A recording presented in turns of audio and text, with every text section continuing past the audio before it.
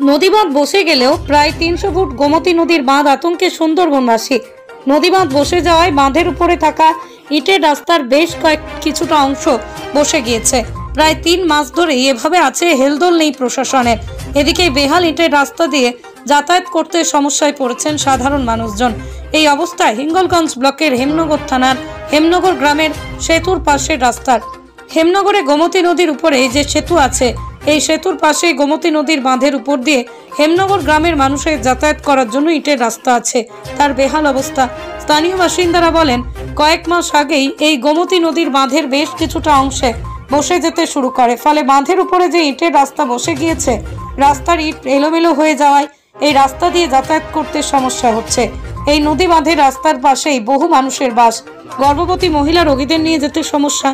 এইসব মানুষের গ্রামের বাইরে যাওয়া এটাই একমাত্র পথ। সাইকেল বা বাইক নিয়ে যাতায়াত করতে সমস্যা হচ্ছে। রাস্তার কোনো আলো না থাকায় সন্ধ্যার পরেই রাস্তা দিয়ে যাতায়াত করা আরো বিপজ্জনক হয়ে উঠছে। হিঙ্গলগঞ্জের ভিডিও দেবদাস গাঙ্গুলি বলেন, আমাকে এই বিষয়ে কেউ কিছু বলেনি, খোঁজ নিয়ে দেখব, দ্রুত সমস্যার সমাধান হবে।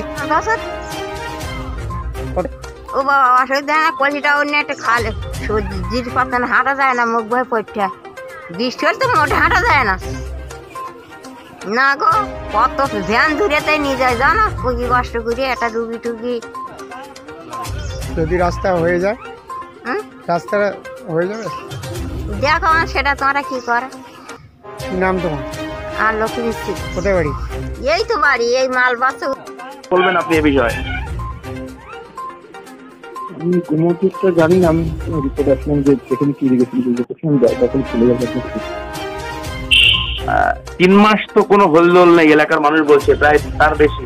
কি বলবেন এটা নিয়ে? না না এরকম হতে পারে 3 মাস কোনো আমাদের এরকম কোনো হতেই পারে না।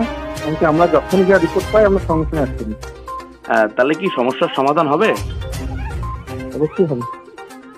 রুগী যেতে পারে না, এখানে খুব অসুবিধা, মায়েদের খুব যাওয়া আসা অসুবিধা খুব।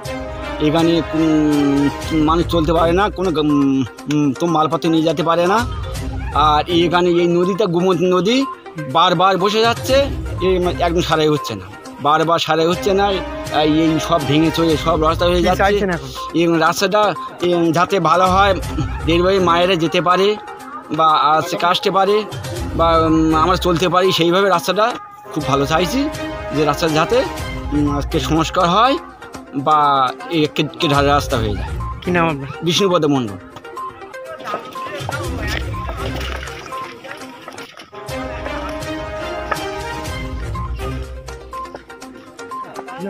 কষ্ট, গর্ভবতী মায়েদের নিজের গেলে কি কষ্ট করে নিয়ে যেতে হয়, রাস্তাটা সোজা হচ্ছে না। যাতে রাস্তাটা সোজা হয় সেই ব্যবস্থাটা হোক। আমার মাদের চলতে যেতে খুব কষ্ট হয়, বাচ্চারা স্কুল যেতে পারে না, এই অবস্থায় রাস্তাটা আছে। কোন নদী এটা? গো নদী। কি নাম? আমার নাম বিশাখা মণ্ডল। ওই মাথায় একদম মাথা হয়েছে, নদী রাস্তা চলে যাচ্ছে, আমাদের ঘর বাড়ি নদীতে চলে যাওয়ার মতো হয়েছে। কতটা আতঙ্ক আছে? খুব আগত। কি চাইছে এখন? এখন চাইছি নদীতে যে ওই খাঁচাটা দেওয়ার জন্য এইটা আবেদন করছে। কি নাম তোমার? গোপাল মন্ডল। কোথায় বাড়ি? বাড়ি হেমনগর।